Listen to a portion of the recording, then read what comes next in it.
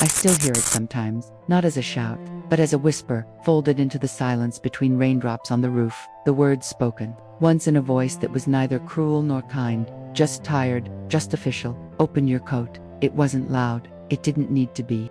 We stood in that muddy line outside the wooden shed they call the dispensary, 17 of us, maybe 20, shivering, not just from the cold but from something deeper, something coiled tight in the belly, that had nothing to do with hunger, though we were hungry to always hungry by then. The wind cut through our thin jackets, the ones we'd stitched from old curtains or men's shirts, long since abandoned, and we huddled together like birds on a wire, not speaking because saying anything out loud might make it real. None of us knew what the order meant. We'd heard stories, we'd heard everything but stories were currency in those days past, from woman to woman in hushed tones behind barn doors, or in the dark corners of requisitioned schoolrooms, and you never knew which were true and which were nightmares, dressed up as warnings. Some said the Americans stripped you bare to mark you, to humiliate you, to prove you were nothing more than what the posters had called us, Frühlein VMT, Hitlerjunge in skirts, enemies of decency. Others whispered worse things I couldn't repeat even now, not because they're too shocking, but because saying them aloud would bring back that feeling in my chest, that hollow panic like your ribs had turned to glass and might shatter if you breathed too deep. I was 19 then, though I felt ancient, as though the war had scraped away every soft part of me until only bone and silence remained, before the factories, before the evacuations, before the sirens became the rhythm of sleep. I had been a clerk in my father's office in Bielefeld, filing invoices, sharpening pencils, watching the seasons turn from behind a window that overlooked the market square. That girl feels like someone I read about in a book once, not me. Not the one standing in that line, fingers stiff with cold, clutching the lapels of a coat 2 sizes too big, stolen from a dead neighbor's wardrobe. She hadn't needed it anymore, and wondering if this moment, this command, was the end of whatever dignity I still carried like a secret in my pocket. The man who spoke wasn't young. He had lines around his eyes that didn't come from laughing, and his uniform was rumpled, stained at the elbows, but clean enough. He didn't look at us like we were monsters. That was the strangest part. He looked at us like we were inconvenient, like we were a task on a list he wanted to finish before his cigarette burned down. Behind him, another soldier stood by the door of the shed, arms crossed, eyes fixed somewhere above our heads, as if he'd been told not to watch. Maybe he hadn't. Maybe it was just easier that way. One of the girls ahead of me, a redhead from Hamburg, I'd only known 3 days, her name was Liesel, I think, though I never asked, began to cry, not loudly, just a soft trembling in her shoulders, and she didn't wipe her face, just let the tears run into the collar of her threadbare dress. No one spoke to her, no one touched her. We'd learned early that comfort could be dangerous, that kindness drew attention, and attention in those final months was a kind of death. I remember watching her shoulders shake and thinking, don't fall, don't give them a reason. Because that was the fear, wasn't it? Not of pain, not even of shame, but of becoming visible in a way that invited judgment, punishment, erasure. The Americans weren't like the Russians, the rumors said, but rumors change shape depending on who's telling them and how scared they are, and we were terrified.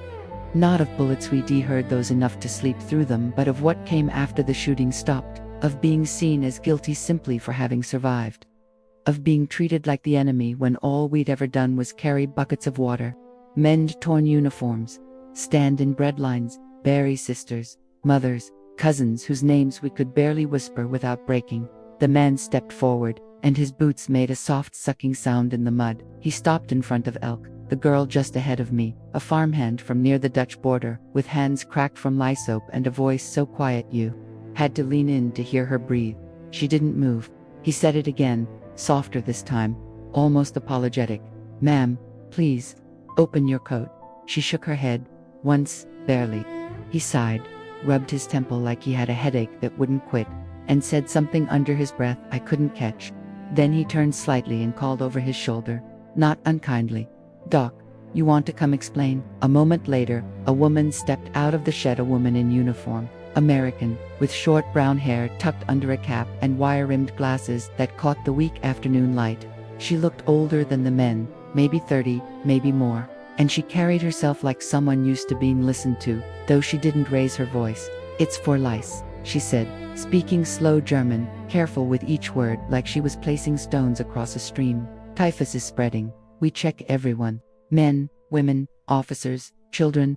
Open your coat. show your hairline and sleeves. That's all. Then you go." No one moved. The silence stretched thin and sharp. The American woman didn't seem impatient. She just stood there, hands in her pockets, watching us with eyes that held no pity, which somehow made it worse pity. I could have borne, but this steady, neutral gaze felt like being weighed and found wanting without a word spoken. I looked at Elk, then at Liesel, then down at my own hands, and I thought of my mother.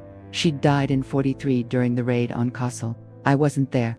I'd been sent to the countryside to help with the harvest. By the time I got word, they'd already buried her in a mass grave with 20 others. I never saw her face again.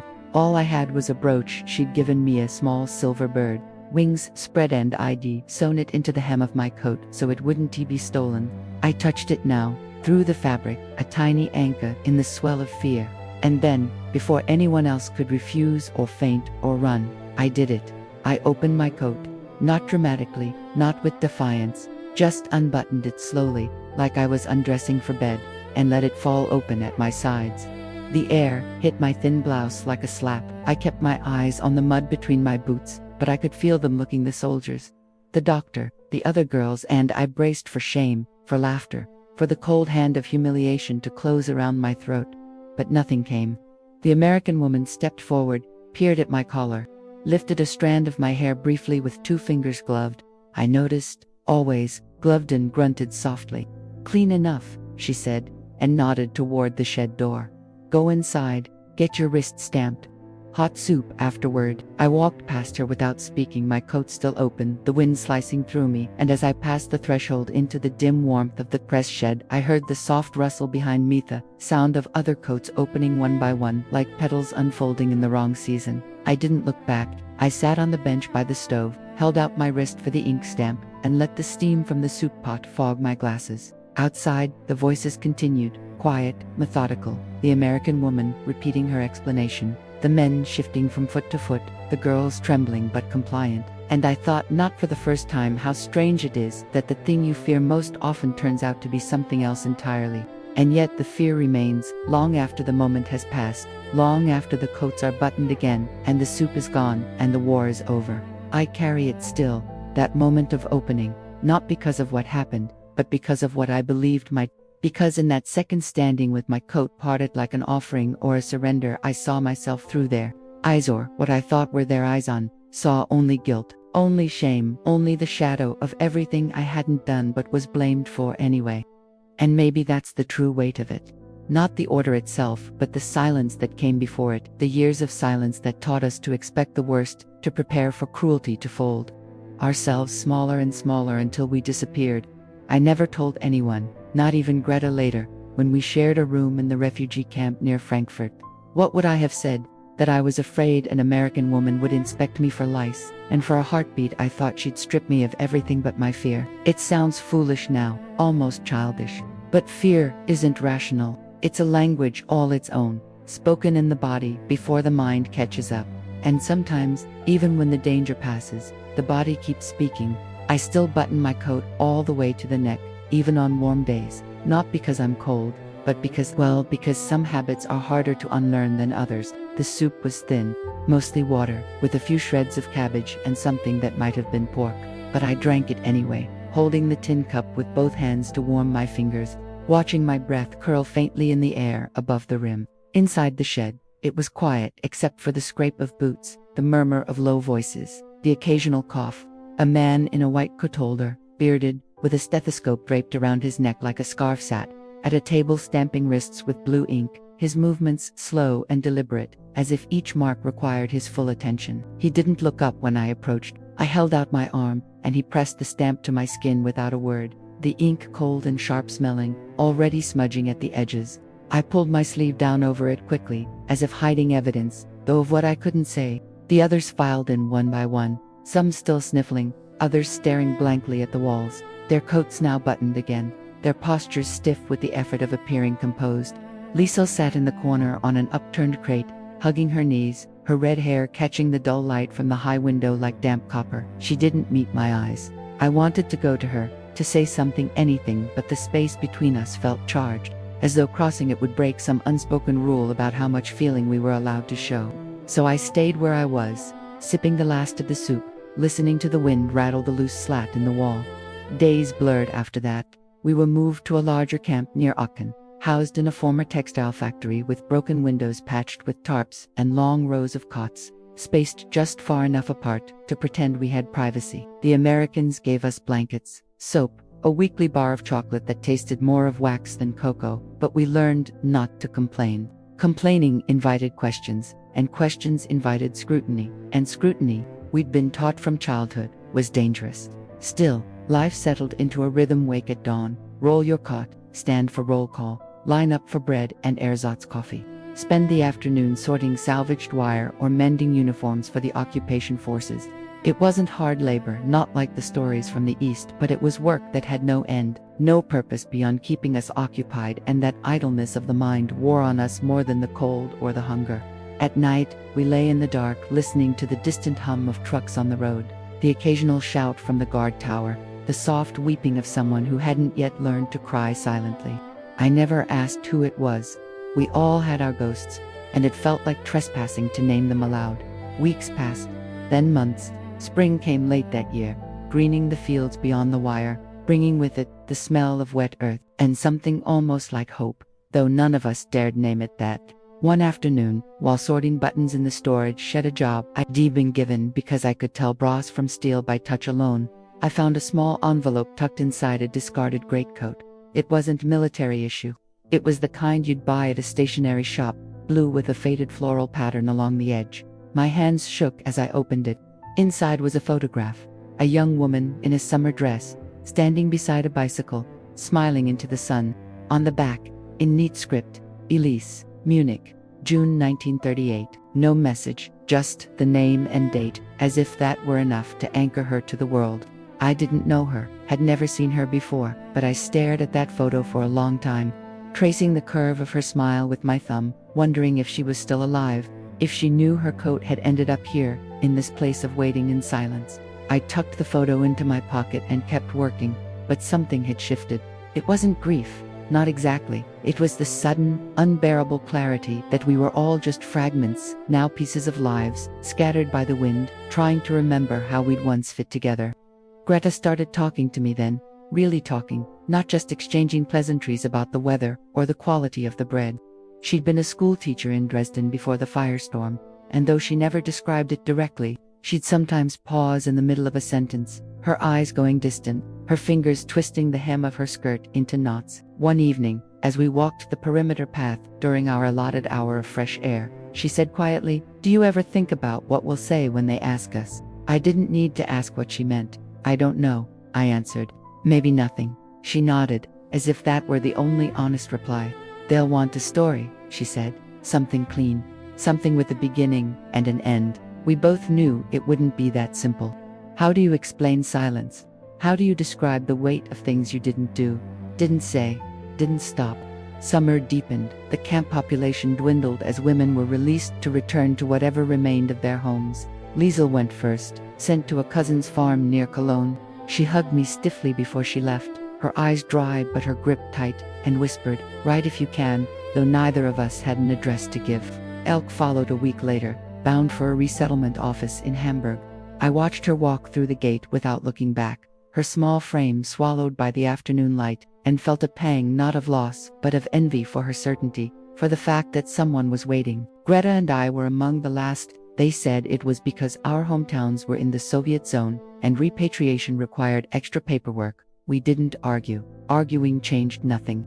Then, one morning in early September, a clerk handed us each a stamped document and a train ticket. "Frankfurt," he said. "From there, you're on your own." We packed our few belongings: a spare blouse, a comb, the soap we'd saved in slivers, the photograph I still carried on, stood at the platform with our bags at our feet, not speaking. The train was crowded with soldiers, displaced persons, families clutching bundles wrapped in cloths. We found 2 seats by a window and sat side by side, watching the scarred landscape roll past fields stitched with bomb craters, villages reduced to piles of brick, forests stripped bare by artillery.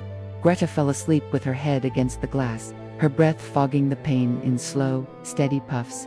I stayed awake, watching the world blur and sharpen, thinking how strange it was to be moving again, to have a direction, however uncertain. Frankfurt station was chaos, shouting porters, barking dogs, children crying, men in uniform directing streams of people like cattle. We got separated in the crush, just for a moment, and when I turned back, Greta was gone. I stood there for a long time, scanning the crowd, but I didn't call her name. Maybe she'd seen someone she knew. Maybe she'd simply walked away, as people did when the weight of shared silence became too much to bear. I didn't look for her. Some partings don't need witnesses. I found a hostel run by nuns near the old cathedral, paid for a week's stay with the last of my ration coupons, and lay on the narrow cot that first night, listening to the city breathe around metrox, rumbling over cobblestones, distant sirens, the murmur of voices in the street below. It should have felt like freedom. Instead, it felt like standing on the edge of a void.